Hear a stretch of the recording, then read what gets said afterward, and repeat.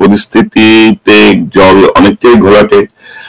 নির্বাচনের কথা বলা হচ্ছে ফেব্রুয়ারি প্রথমার্ধে নির্বাচন, কিন্তু জামাতের যে অবস্থান, বিএনপির যে অবস্থান, এনসিপির যে অবস্থান, সবকিছু মিলিয়ে একটি রাজনৈতিক জটিলতায় অনেকেই মনে করছেন যে নির্বাচন হয়তো হবে না। আদৌ কি নির্বাচন হবে? ডক্টর ইউনূস কি একটি সুষ্ঠু নির্বাচন করতে সক্ষম হবেন? কারণ ইতিমধ্যে এনসিপির একজন নেতা নাসিরউদ্দিন পাটোয়ারি তিনি বলে দিয়েছেন যে কোনো নির্বাচন হবে না। তো সব মিলিয়ে যে পরিস্থিতি, পাশাপাশি আওয়ামী লীগ তার ফ্যাসিবাদকে আবার ফিরিয়ে আনার জন্য এখন সুশীল সমাজ শিল্পীদের উপর ভর করেছে, এবং এবারে 15 আগস্টের জনগণ প্রত্যাখ্যান করলেও দেখা যাচ্ছে যে শিল্পীরা মোটামুটি ফেসবুক ফিড ছয়লাভ করে ফেলেছে মুজিব বন্দনায়। তো এই বিষয়গুলো ধরেন অনেক কৌশলে যাচ্ছে হাসিনার দল, পলাতক হাসিনার দল। তো সব মিলিয়ে আমরা এটা আজকে আলোচনা করব। আমাদের অতিথি কাউকে স্পেশালি পরিচয় করানোর কিছু নাই, সবাই আপনাদের কাছে অত্যন্ত জনপ্রিয়। জনাব পিনাকি ভট্টাচার্য, আপনাকে স্বাগত জানাচ্ছি আজকের অনুষ্ঠানে। ভালোবাসা। ইলিয়াস, আপনি আনমিউট করেন। ইলিয়াস হোসেন আমাদের আরেক অতিথি। ঈদ মোবারক। ইলিয়াস, আপনাকে ঈদ মোবারক। আপনাকে ঈদ মোবারক। ঈদ মোবারক। ঈদ মোবারক। 1 বছর পার হয়ে গেছে হাসিনার এই চট করে ঢুকে যাওয়া, চট করে ফিরে আসা, হ্যান্ড করেঙ্গা ত্যান করেঙ্গা, মোটামুটি এগুলো এবারে 15 আগস্টে যে অবস্থা দেখলাম আর কি, তাতে তো ধরেন মানে বলাই যায় যে ঈদ মোবারক, মানে একটি ফ্যাসিবাদী দল বিদায়ের পথে, বা বিদায় অলমোস্ট শেষ আর কি, অলমোস্ট শেষ। তারা হয়তো এখন একটা চোরাগুপ্তা অনেক কিছু করার চেষ্টা করবে। তো আমরা এই প্রসঙ্গটা আসছি দাদা, আওয়ামী লীগের ফ্যাসিবাদ এবং এই প্রসঙ্গটা আসছে, কিন্তু প্রথমে যে আমরা যে বিষয়টা নিয়ে শুরু করতে চাই যে নির্বাচনী একটি অনিশ্চয়তা। এনসিপির ওই নাসিরউদ্দিন পাটোয়ারির বক্তব্যের পরে বিষয়টা আরো বেশি আলোচনায় আসছে। জামাত তার অবস্থানে পিআর লাগবে, এনসিপি তার অবস্থানে, এর মধ্যে আবার ধরেন জুলাই আন্দোলনে অংশ নেয়া প্রায় 60 জন প্রাইভেট পাবলিক বিশ্ববিদ্যালয়ের যারা নেতা ছিলেন তাদের বক্তব্য, তারা 4 দফা দাবি দিয়েছে। নতুন সংবিধান, গণপরিষদ নির্বাচন, এরকম 4টা দাবি আছে তাদের। তো সব মিলিয়ে আপনার কি মনে হয় নির্বাচন আসলে কোন দিকে? ডক্টর ইউনূস কি সক্ষম হবেন এই পরিস্থিতিগুলো মোকাবেলায়? প্রফেসর ইউনূসের প্রশাসনের সক্ষমতার ব্যাপারে তো প্রশ্ন আছেই, আর যেটা আমারও আছে যে আদৌ তিনি প্রস্তুতি সম্পন্ন করতে পারবেন কিনা। বিশেষ করে আইন শৃঙ্খলা পরিস্থিতির যে অবস্থা, পুলিশ বাহিনীর যে অবস্থা, তার পুলিশ বাহিনীর যে ইন্টারনাল মোটিভেশনের যে অবস্থা, সেটা সবকিছু মিলে নির্বাচন অনুষ্ঠানের মতো প্রস্তুতি উনার আছে কিনা সেটা একটা প্রশ্নের বিষয়। কিন্তু আমি যেটা ব্যক্তিগতভাবে মনে করি যে প্রফেসর ইউনূস নির্বাচনের যেই ডেডলাইন দিয়েছেন এবং রাজনৈতিক দলগুলো যে ডেডলাইনটা মেনে নিয়েছে, সেই ডেডলাইনকে সামনে রেখেই আমাদের আগানো উচিত, এবং সেটাই আমাদের লক্ষ্য হওয়া উচিত যেন নির্বাচনটা নির্বিঘ্নে ফেব্রুয়ারির মধ্যেই সম্পন্ন হয়ে যায়। সেটা আমাদের সকলের চাওয়া উচিত। কিন্তু এটা আসলে করতে পারবেন কিনা এটা আমি জানি না। এটা কিভাবে এগোবে, সামনের দিনগুলোতে কিভাবে এই পরিস্থিতিটা অগ্রসর হবে, সেটার উপরে ডিপেন্ড করবে যে উনি আসলে এটা এগোতে পারবেন কিনা। প্রথম যে বিষয়টা নিয়ে ওনাকে নজর দিতে হবে সেটা হচ্ছে যে উনি কিভাবে নির্বাচনটা করবেন। আমার একটা প্রস্তাব ছিল নির্বাচন অনুষ্ঠানের জন্য, সেটা হচ্ছে যে নির্বাচন যদি আমি একই দিনে সারা দেশে করতে চাই, সেটা প্রবাবলি সম্ভব হবে না। আমি বলেছিলাম যে এটা ভাগ ভাগ করে ধাপে ধাপে তাহলে আমি আমার রিসোর্সটাকে, আমার আইন শৃঙ্খলা বাহিনীকে একটা জায়গায় মোবিলাইজ করতে পারতাম, নির্বাচন কমিশনকে একটা জায়গায় মোবিলাইজ করতে পারতাম, প্রশাসনকে একটা জায়গায় মোবিলাইজ করতে পারতাম। আমি সেখানে সর্বাঙ্গ সুন্দরভাবে সেই নির্বাচনটা করে সিলগালা করে আমি ব্যালট বাক্সগুলো রেখে দিলাম, তারপরে আমি নেক্সট জায়গায় গেলাম। এইভাবে একটা দীর্ঘ সময় ধরে ইন্ডিয়াতে এভাবে ইলেকশন হয়, তাহলে হয় আমাদের নির্বাচনটাকে আমরা শান্তিপূর্ণভাবে এবং সুশৃঙ্খলভাবে সম্পন্ন হয়তো করতে পারবো। আমি জানি না এই পরিকল্পনা ওনারা নিচ্ছেন কিনা। আমি একমাত্র দেখি যে নির্বাচন সম্ভব যদি ধারাবাহিকভাবে বিভিন্ন সেন্টারে এইভাবে নির্বাচন করে একটা নির্দিষ্ট সময় ধরে নির্বাচন করে নির্বাচনটা সম্পন্ন করা যায়। কারণ আমার যে নাম্বার অফ সেন্টার আর আমার যে আইন শৃঙ্খলা রক্ষাকারী বাহিনীর সংখ্যা, এই দুইটা তো এক না। মানে তাহলে দেখা যাবে আমি একটা সেন্টারে হয়তো 2 জন বা 3 জন আইন শৃঙ্খলা রক্ষাকারী সমিতির সদস্যদেরকে দিতে পারবো। তাহলে তারা কি সেখানকার আইন শৃঙ্খলা রক্ষা করতে পারবে? এটা সম্ভব? এটা তো সম্ভব হবে না। এবং তাদের বাস্তব অবস্থায় আমি যদি দেখি যে ইলেকশন কমিশন, মানে আমি তো দেখছি যে তারা ড্রোন কিনবেন নির্বাচন কেন্দ্র পর্যবেক্ষণের জন্য, তারা বডি ক্যাম কিনবেন, মানে খরচের ধান্দা। আর এটা কি হবে? আপনি ড্রোন দিয়ে দেখলেন আর কি, দেখে কি করবেন, দেখি কি হলো, মানে আপনি বডি ক্যাম দিলেন আর কি, তারপরে কি, মানে এটা তো ধরেন এখন যে অবস্থা। তো এটা নিয়ে আমরা আসি। ইলিয়াস, আপনি কি মনে করেন ডক্টর ইউনূসের এই নির্বাচনের সক্ষমতা বা নির্বাচন নিয়ে আপনি কি মনে করেন, পরিস্থিতি কি? ভাই ধরেন নির্বাচন নিয়ে এক একজন এক এক কথা বলে। আপনি নির্বাচন ছাড়া ডক্টর ইউনূস কি সারা জীবন থাকবে ক্ষমতায়? মানে এটা তো শেখ হাসিনা না, তাই না?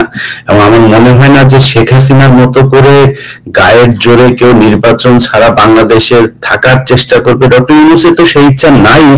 অন্য কেউ ভবিষ্যতে চেষ্টা করবে, আমার মনে হয় এটা অদূর ভবিষ্যতে বাংলাদেশের ইতিহাসে আর সম্ভব না। বাংলাদেশের ইতিহাস অন্যভাবে লেখা হয়ে গিয়েছে এবং বাংলাদেশের মানুষ বুঝিয়ে দিয়েছে যে আমরা লড়াই করতে পারি। এই ধরনের লড়াই নিকট অতীতে পৃথিবীর, বাংলাদেশ তো বহু পরের কথা, পৃথিবীর ইতিহাসে কোথাও ঘটে নাই।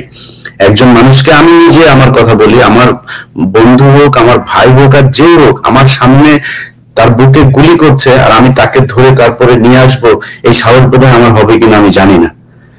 এটা বাংলাদেশের মানুষ দেখিয়েছে।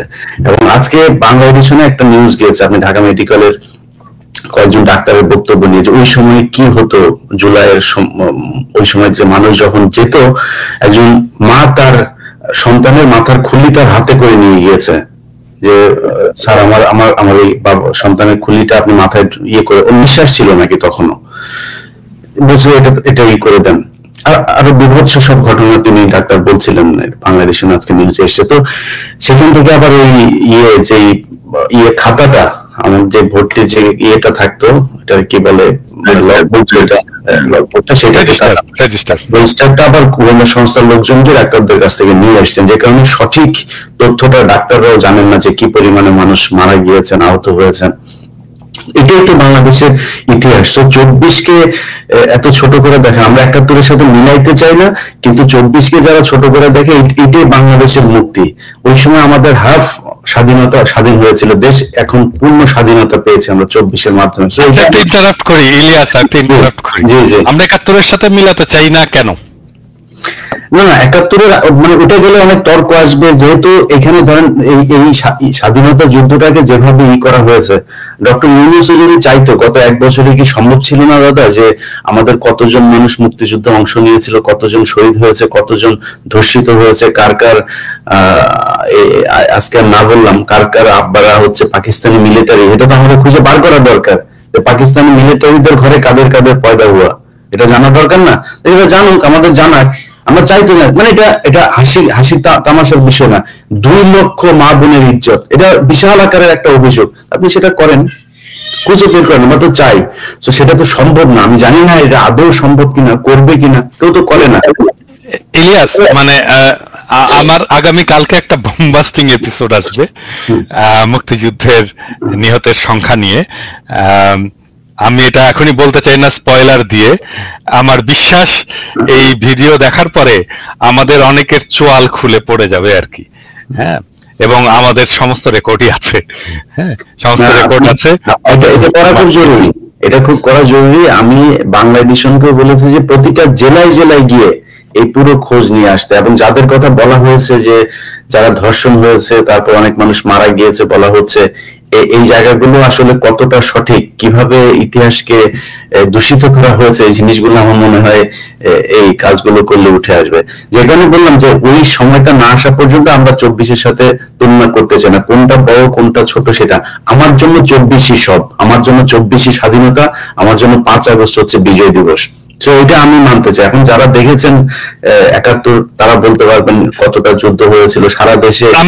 আমি ইলিয়াস একটা খুব বেসিক একটা তর্ক হাজির করতে চাই।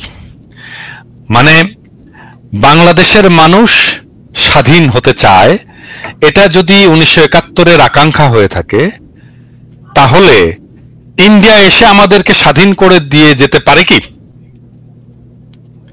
না, সেটা তো পারে, করে দিয়ে যেতে পারে। এক দেশ আরেক দেশকে সহযোগিতা করলে না, এক দেশ মানে আমাকে আরেকজন স্বাধীন করে দিয়ে যেতে পারে না।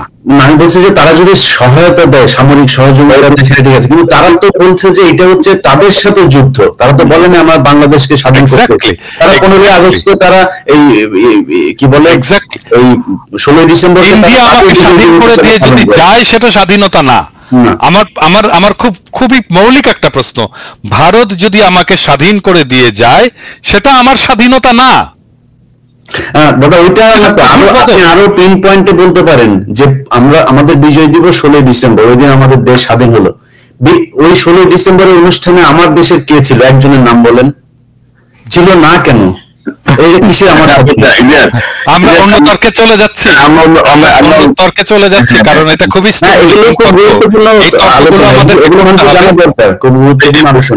আমরা তো অন্যদিন আরো বিস্তারিত পরিসরে বসতে পারি প্রস্তুতি নিয়ে। আমার মনে হয় যে আমরা আজকে করতে হবে, এটা করতে হবে। এটাকে খুব সহজে যেভাবে সামারাইজ করা যেতে পারে সেটা হচ্ছে যে, ধরেন আমি মনে করি অনেক মানুষের এটা নিয়ে, আমি নিজে আমার সত্যি কথা বলে, আমি যতদিন পর্যন্ত ধরেন ইভেন 2012 সাল পর্যন্ত এই গণজাগরণ মঞ্চের পর থেকে অনেক কিছু দেখছি, বুঝছি, কিন্তু এর আগ পর্যন্ত আমার ভিতরে একটা ছিল যে পাকিস্তানিরা এত বদমাইশ ছিল, এত পরিমাণে মানুষকে আমাদেরকে মারলো, এত মা বোনকে, মানে 30 লক্ষ আর 2 লক্ষ শুনতে শুনতে একদম ছোট থেকে বড় হয়েছে।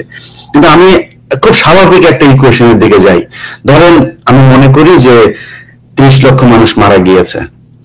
30 লক্ষ মানুষ যদি মারা যায়, তাহলে 30 লক্ষকে আমি 68,000 ভাগ দেই। 68,000 দিয়ে ভাগ দিলে এক এক গ্রাম প্রতি কয়জন করে পরে আপনি হিসাব করেন আপনার গ্রাম। তবে ইলিয়াস, আমি আপনার একটা বিষয় অ্যাড করি যে মার্কিন যুক্তরাষ্ট্রের যে গোপন দলিল, এখানে মৃতের সংখ্যা 3 লক্ষ কিন্তু মেনশন করা আছে। 3 লক্ষ, এটা একেবারে ওদের 3 লক্ষ যদি মিলাই দিতে পারে, 3 লক্ষ যদি মিলাই দিতে পারে, কান কেটে আমি কুত্তাকে খিলাবো, ভাষায় বললাম আর। আমরা এই প্রসঙ্গটা নিয়ে আরেকদিন অন্যদিন একটু বসি, বিস্তারিত কোথায় কি তথ্য আছে এটা আলোচনা হওয়া দরকার। তো দাদা, আমরা যদি এই নির্বাচন প্রসঙ্গে যদি একটু আবার থাকি, যে ধরেন আমরা দেখছি যে জামাতে ইসলামী ধরেন পিআর নিয়ে কিন্তু একটা স্ট্রিক্ট অবস্থানে চলে গেছে, যে তারা কোর্টে যাবে, তারা এটা মানবে না, ওইটা মানবে না। জামাতের সঙ্গে এনসিপিও অনেকটাই একমত। তো জামাত কি কোন ঐতিহাসিক ভুলের মধ্যে আবার যাচ্ছে? মানে ধরেন যে আপনি আমরা 86 একটা ঘটনা দেখলাম, 91-তে বিএনপির সঙ্গে জোটবদ্ধ ছিলেন, 96-তে এসে আবার বিএনপির বিরুদ্ধে মাঠে নামলেন, গত 16 বছর ধরে একসঙ্গে আন্দোলন করলেন। বিএনপি জামাত একটা মানে প্রবাদ, মানে প্রেজ ওয়ার্ড হয়ে গেছিল না, যে আমাদের একটা ইয়ের মতো। তা এখন এসে দেখা গেল যে ইয়ের পরপরই দেখা গেল যে দুজনের মধ্যে বিশাল দ্বন্দ্ব। তো মানে বিএনপি ভুল করছে, জামাত ভুল করছে, মানে এটা তো হওয়ার কথা ছিল না আর কি, না? যে ফ্যাসিবাদ বিরোধী যে শক্তিটা, এদের মধ্যে একটা ঐক্য দরকার ছিল। হঠাৎ করে কোথায় খেলা হচ্ছে, কি মনে করেন আপনি? না, এখানে তো অনেকগুলো প্রশ্ন করলেন। আপনি যদি পিআর এর প্রশ্নটা বলেন, পিআর প্রসঙ্গে আমার ভেরি স্পেসিফিক পলিটিক্যাল স্ট্যান্ড আছে, এবং আমি পিআর ইস্যু নিয়ে 2টা এপিসোড অলরেডি করেছি। আমি আরেকটা এপিসোড রেডি করছিলাম, জাস্ট মায়া করে করিনি, কারণ এই এপিসোডটা রেডি করলে জামাত ইসলামের লোকের খুব মাইন্ড করবে আমার উপরে আর কি। কারণ আমি যদি ওই এপিসোডটা করতাম, তাহলে জামাত ইসলামের কোনো চান্স ছিল না কোনো আর্গুমেন্ট নিয়ে দাঁড়ানো। মানে পিআর পদ্ধতিটা বাংলাদেশের জন্য একটা ডিজাস্টার হবে, একটা সিরিয়াস ডিজাস্টার হবে। আমরা অলরেডি উচ্চ কক্ষ একটা ডিজাস্টার হয়ে গেছে, এরপরে আবার এই পিআর একটা সিরিয়াস ডিজাস্টার হয়ে মানুষের হাত থেকে ক্ষমতা চলে যাবে। হ্যাঁ, এখন যদি জামাত ইসলাম যদি এক গুয়ে হয়ে, এক রোখা হয়ে যদি পিআর এর পক্ষে দাঁড়ায়, তাহলে তো আমাকে আবারও এক গুয়ে হয়ে, এক রোখা হয়ে এই পিআর এর বিপক্ষে মানুষকে বুঝাইতে হবে। হ্যাঁ, এবং আমার এপিসোড কিন্তু রেডি, আমার বিশ্বাস জামাতে ইসলাম পিআর জিনিসটা বুঝেইনি ঠিক মতো। আমি সরি টু সে যে এই বিষয়টা বোঝেনি, এবং এই পিআর করার ক্যাপাসিটি বাংলাদেশের ইনস্টিটিউশনালি নাই। এটা এক্সট্রিমলি কমপ্লেক্স সিস্টেম। এটা আমি বাদ দিলাম, এটা কমপ্লেক্সিটির ইস্যুটা বাদ দিলাম। ধরা যাক আমি এই কমপ্লেক্সিটিটাকে ম্যানেজ করতে পারলাম কোনো না কোনো ভাবে, কিন্তু এইটা বাংলাদেশের ডেমোক্রেসিকে, বাংলাদেশের স্টেটকে এবং বাংলাদেশের জনগণকে ক্ষমতাহীন করবে। এই বিষয়টা ওনারা বুঝতে পারতেছেন না। এত বিজ্ঞ রাজনৈতিক দল, ওনারা যে কেন বুঝতে পারতেছেন না আমি এটা জানি না। আপনি দরকার হলে ওনাদেরকে ডিবেটে ডাকতে পারেন আমার সাথে যদি মনে করেন, আমি কিন্তু শীর্ষ নেতাকে ডাকতে হবে একদম। আমি ওই রকম চুটকা ফাটকা নেতাদের সাথে আমি এটা নিয়ে আলাপ করবো না। শীর্ষ নেতাকে ডাকেন, পিআর পদ্ধতি নিয়ে ডাকেন, আমি ডিবেট করতে, প্রকাশ্যে লাইভে ডিবেট করতে রাজি আছি। কিন্তু এদের জামাত কি আবার কোন ঐতিহাসিক ভুলের দিকে যাচ্ছে, যেটা 86-96-তে হয়েছে বা 71, মানে হঠাৎ করে একটা সিদ্ধান্ত, মানে কেমন যেন একটা রাইট টাইমে এসে রাইট ডিসিশন নেওয়া বা রাইট স্রোতের পক্ষে থাকা, মানে কেমন যেন তারা ইয়ে করে। এবারও কি এরকম কিছু হচ্ছে, ঐতিহাসিক কোন ভুলের দিকে যাচ্ছে মনে করেন? মানে রাজনৈতিক দলগুলো তো ভুল করেই, এটা তো সব দলেরই তো ভুল থাকে, রাজনৈতিক ব্যক্তি হিসেবেও আমাদের ভুল থাকে। কিন্তু এই পিআর পদ্ধতি নিয়ে যদি মূলামূলি করে শেষ পর্যন্ত জামাত কিছু অ্যাচিভ করতে চায়, আমি এটা মনে করবো যে এটা আরেকটা রাজনৈতিক ভুল হবে, বড় ধরনের রাজনৈতিক ভুল হবে, এবং এটা জামাত পরবর্তীতে স্বীকার করতে বাধ্য হবে। কারণ এর ফলে বাংলাদেশ যে জায়গায় যে দাঁড়াবে সেটার দায় তো তখন তাহলে জামাত ইসলামকে নিতে হবে। হ্যাঁ, আর আরেকটা বিষয় হচ্ছে কি, যে মানে এটা রাজনৈতিক দলগুলোকে বুঝতে হবে যে রাজনৈতিক দলগুলো কেন মনে করে যে আমরা দেশের মালিক। তা তো না। কয়েকদিন আগে তো একটা জরিপ বেরিয়েছে, তাই না? কয়েকদিন আগে জরিপ বেরিয়েছে, সেখানে দেখা যাচ্ছে 12% মানুষ বিএনপিকে ভোট দেবে, 10.5% মানুষ জামাত ইসলামীকে ভোট দেবে, 3%-এর মতো মানুষ এনসিপি কে ভোট দেবে, 7%-এর মতো মানুষ, 7.3%-এর মতো মানুষ আওয়ামী লীগকে ভোট দেবে। আপনি সব ভোট যদি এক করেন তাহলে দেখবেন যে 63% মানুষ এগুলো কোনো রাজনৈতিক দলের উপরে কোনো আস্থা নাই, তাদেরকে ভোট দিতে চায় না, ঠিক করেনি যে তাদেরকে ভোট। তাহলে রাজনৈতিক দলগুলো এত হ্যাডম কেন দেখায়? তাহলে কোথায় রিপ্রেজেন্টেশন এই 63% মানুষের? তাদের কথা তো শুনতে হবে। বুঝলাম যে মানে জামাতে ইসলামীর একটা বিশাল একটা বুকের মধ্যে একটা লাল টুকটুকে আপেল আছে, আমাদেরকে আপেলটা দেখাক। আমরা কথা বলি, আমরা তো জামাতে ইসলামীর শত্রু না, আমরা বিএনপির শত্রু না, তাদের ভিতরে লাল টুকটুকে আপেলটা আমাদেরকে দেখাক। আমরা একটু নেড়ে চেড়ে দেখি, একটু কামড় দিয়ে দেখি কেমন স্বাদ, মিষ্টি কিনা, কচকচে কিনা। তো আমি যেটা বলবো সেটাই করতে হবে। কেন? ওয়াই? জনগণের সাথে তো এনগেজ হতে হবে, আমাদেরকে বোঝাতে হবে তো। মানে আমরা তো বানের পানিতে ভেসে আসিনি, 63% মানুষ তো বানের পানিতে ভেসে আসেনি। তাদের সাথে এনগেজ হতে হবে, তাদের সাথে কথা বলতে হবে। এমনকি তাদের পক্ষ হয়ে যারা কথা বলে বলে মনে করে মানুষ, তাদের সাথে কথা বলুক। আপনি, আমি, কনক, আমাদের 3 জনের সাথে কথা বললেও তো একটা সেকশন অফ পিপলকে তারা কভার করতে পারে না? এখন তারা বলতে পারে আপনারা কি রাজনৈতিক দল, মানে আপনারা যে রিপ্রেজেন্ট করেন তার গ্যারান্টি কি? মানে আমরা যদি জনগণের কণ্ঠস্বর নাই হইতাম, আমাদের পাছায় লাথি দিয়ে পাবলিক চলে যেত, পরের দিন চলে যেত। ওটা এমনিতেই দেখা যায়, আমাদের ভিডিওর ভিউয়ে দেখা যায়, আমাদের সাবস্ক্রিপশনে দেখা যায়, আমার ফেসবুকের লেখায় দেখা যায়। পাবলিক এমনি দেখাই দিত যে আমরা এদেরকে চাই না, এদেরকে পছন্দ করি না, আমরা এদের সাথে নাই। কারো মনে না হলে এটা সরাসরি বলুক, তারপরে দেখা যাবে না। হ্যাঁ, সেটাই না। এখানে ধরেন এই জরিপটা কিন্তু আরেকটা ইন্ডিকেট করছে যে একটা সময় ছিল না যে এবার ধানের শীষের জোয়ার, এবার দাঁড়িপাল্লার জোয়ার, এবার নৌকার জোয়ার, অর্থাৎ মার্কা থেকে মানুষের মন সরে গেছে। কিন্তু একদম তো মানে আমার মনে হয় যে রাজনৈতিক দলগুলোরও চিন্তা করার বিষয় আছে। কিন্তু এই মুহূর্তে ধরেন বিএনপি, জামাত, এনসিপি, এই যে এতদিন ঐক্যবদ্ধ থেকে হঠাৎ করে তারা কেন এত বিভাজিত হয়ে পড়লো, এটাও কিন্তু একটা মানে প্রশ্ন জনগণের কাছে। ইলিয়াস, আপনি কি মনে করেন, এই যে জামাত কি কোনো ঐতিহাসিক ভুল করতেছে আবারও, বা এই যে বিভাজনটা? দাদা তো ওই অ্যাঙ্গেলের কথা বললে, আমি ওইটাতে আর না যাই, আমি একটু ঐক্যের কথা বলি ভাই। হচ্ছে যে প্রথমেই 15ই আগস্টে বিএনপির এবার যে ভূমিকা ছিল, এটার জন্য বিএনপি কে অনেক ধন্যবাদ। এই একই ধরনের ভূমিকাটা জামাত ইসলামও নিতে পারতো। আমার বিশ্বাস যে তারা মাঠে ছিল, কিন্তু সরাসরি কেন আসেনি সেটা আমরা জানি না। একটা কথা পরিষ্কার করে বলি, এই 5ই আগস্টের ঠিক আগের দিন রাতেও আপনারা জেলখানায় আপনাদের নিজেদের খাবার ভাগাভাগি করে খেয়েছেন, কোনো দল এখানে ছিল না। আমরা ওই রাতে সারা রাত, আমার মনে আছে তার আগের 2-3 রাত, যে রাতে আমি হারুনের ভিডিওটা ছাড়লাম, ওই রাত থেকে আমরা ঘুমাইতে পারিনি। আমি জানতাম যে এই হারুন, এবার যদি এটার কোনো পরিবর্তন না হতো, হারুন আমার পুরো বংশ নির্বংশ করে ফেলতো। আমি ঘুমাইতে পারিনি। তো আমরা সবাই তখন মানে একদম চাতক পাখির মতো দেশের দিকে তাকিয়ে থাকতাম যে বিএনপি জামাত কারা কি করবে।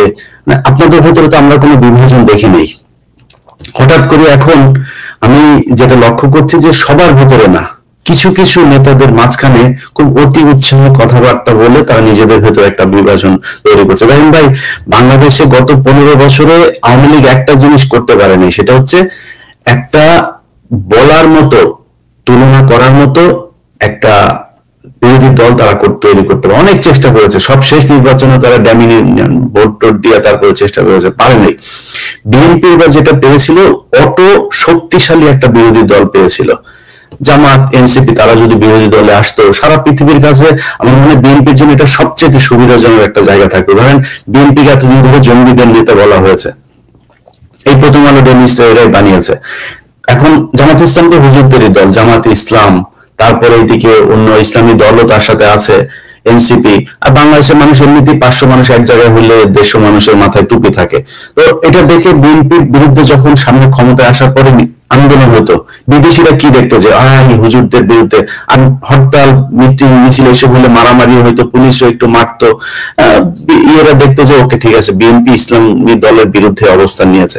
সো ওই ট্যাবলেট আর বিক্রি করা যেত না যে একমাত্র আওয়ামী লীগই হচ্ছে গিয়ে ইসলাম বিরোধী দল, বা এরা ইসলামের যারা কথা বলে তাদেরকে পেটায়। এটা এই ন্যারেটিভ আর বাংলাদেশের কেউ তৈরি করতে পারতো না, বিদেশিদের কথা বলছি। সো সেই পয়েন্ট থেকে বিএনপি একটা শক্তিশালী বিরোধী দল পেয়েছিল, এবং সেই দল দিয়ে আমার মনে হয় তারা নির্বাচন করতে পারতো না। যদি ভালো না করতো, 5 বছর পরে তারা বিরোধী দলে আসতো, সমস্যা কি?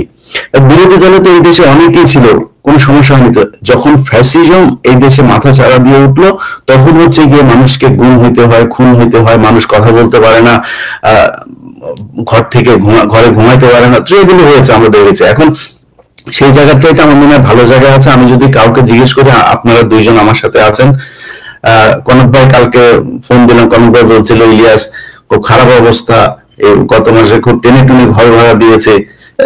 আমাদের এখনো ক্রাইসিস আছে, আমরা অনেক সমস্যার ভেতরে আছে। আমি আমার 2 ছেলেকে নিয়ে কালকে বাজারে গিয়েছি, মানে টার্গেটে গিয়েছে। যাওয়ার পরে আমার বড় ছেলে আমাকে জিজ্ঞেস করছে যে সে একটা খেলনা কিনেছে।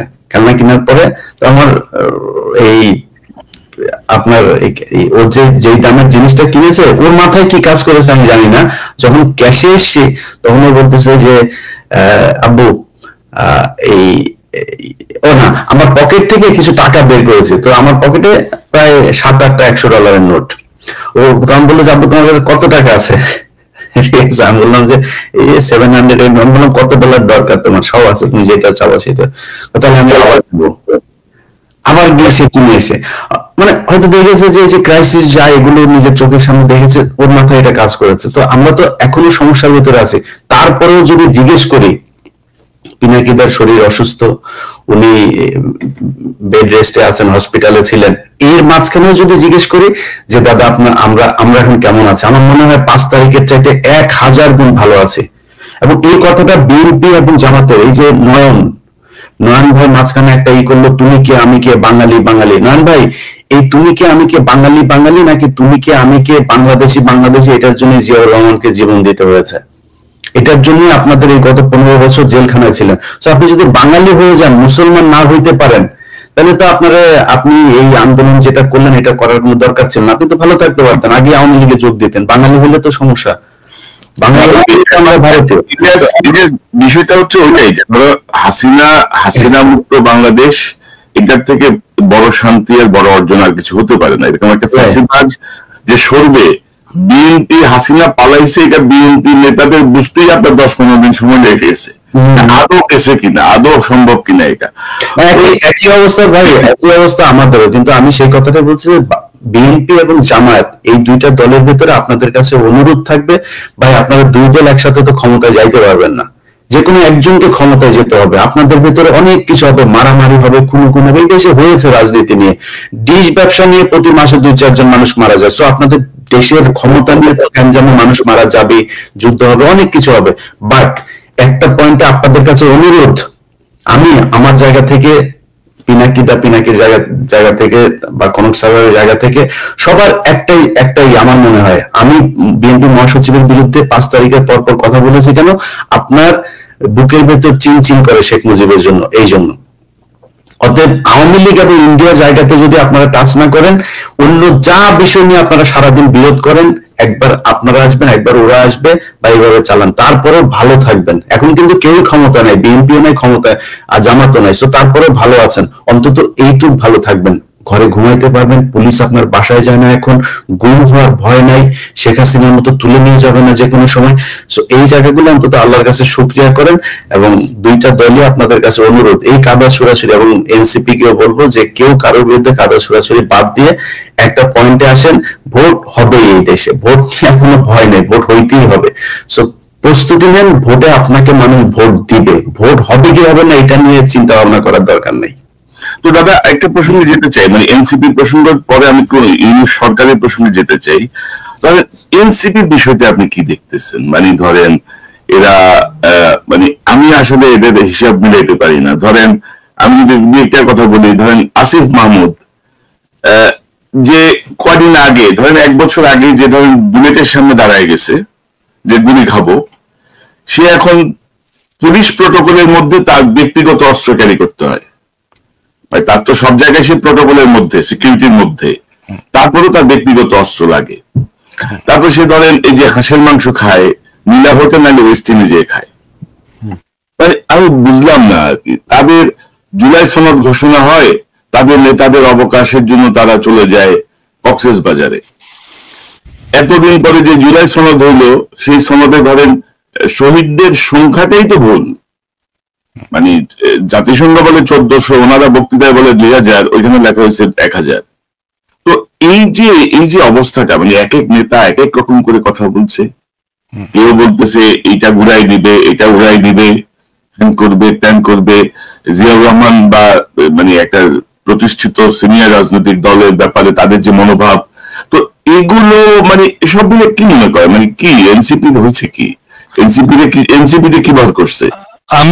আমি কনক বোধহয় জিয়াউর রহমানকে নিয়ে যখন ইসমাইল পাটোয়ারি যখন একটা মন্তব্য করছিল, আমি আপনার এখানেই প্রথম এটা প্রতিবাদ করছিলাম। আমি বলছিলাম এটা খুব খারাপ কাজ হয়েছে এবং এটা এক্ষুনি প্রত্যাহার করা উচিত। আসিফ প্রসঙ্গে বলি আর কি, আসিফ প্রসঙ্গে তো আমার ফেসবুকে এসে সবাই আসিফ কিছু করলেই আমাকে এসে ধরে, আসিফ কিছু করলে আমাকে এসে, আপনি কিছু বলেন। আসিফের বক্তব্যটা একটু শুনবো নাকি আমরা? হাসির বক্তব্যটা না আমি শুনছি, আপনি দর্শকদের জন্য আলোচনা করছে। এটা আসিফ গুল ইসলামে যায় খাবে না, এটা হচ্ছে নীলা হোটেল এবং ওয়েস্ট ইন্ড আর কি। আচ্ছা আচ্ছা, আমি একটু বলি, মানে এটা আমার দর্শকদের, এটা ইলিয়াস জানে আর কি, মানে বিষয়টা ইলিয়াস খুব পুরোপুরি জানে ঘটনাটা, যে আসিফের সাথে আমার কি সম্পর্ক এবং আসিফকে আমি কি চোখে দেখি। মানে আসিফ যখন প্যারিসে আসলো আর কি, ওকে যখন আমি প্রথম দেখলাম, ও ছিল প্রথম মানুষ যে এই বিপ্লবী ছাত্রদের একজন প্রতিনিধি। হ্যাঁ, ও যখন আমার সামনে আসলো, আমি এটা বিশ্বাস করতে পারিনি যে আমি আসিফকে দেখতেছি। আমি ওকে জড়ায় ধরলাম এবং জড়ায় ধরে কাঁদতে শুরু করলাম। হ্যাঁ, এবং কান্না, এবং আসিফও ঠায় দাঁড়ায় থাকলো। আমি জানি না আমি কতক্ষণ কাঁদছিলাম, বোধহয় 10-15 মিনিট কাঁদছিলাম। আসিফ ঠায় দাঁড়ায় থাকলো এবং আমার এই কান্নার এটা একটা ছবিও বোধহয় আছে, আমি আপনাকে দেবো ইলিয়াস, কনক। তো আসিফ আমার কাছে হচ্ছে বিপ্লবের ফিজিক্যাল এমবডিমেন্ট, যে আমার কাছে আসছিল, যাকে আমি টাচ করতে পারছি, ছুঁইতে পারছি, ধরতে পারছি, ভালোবাসতে পারছি। তো একটা আমার সাথে, আপনারা জানেন যে আমি খুবই ইমোশনাল মানুষ, এবং সেই অর্থে আসিফের সাথে আমার একটা খুব ব্যক্তিগত ইমোশনাল একটা সম্পর্ক আছে। হ্যাঁ, খুবই ব্যক্তিগত ইমোশনাল সম্পর্ক আছে, এবং ইলিয়াস জানে যে আসিফকে আমি কম বকাবকি করি না, প্রচন্ড বকাবকি করি। মানে এই ছাত্রদের মধ্যে দুইজন আমার বেশি বকাবকি খায়, প্রথম আসিফ আর নাম্বার 2 হচ্ছে হাসনাত। এবং আমি কিন্তু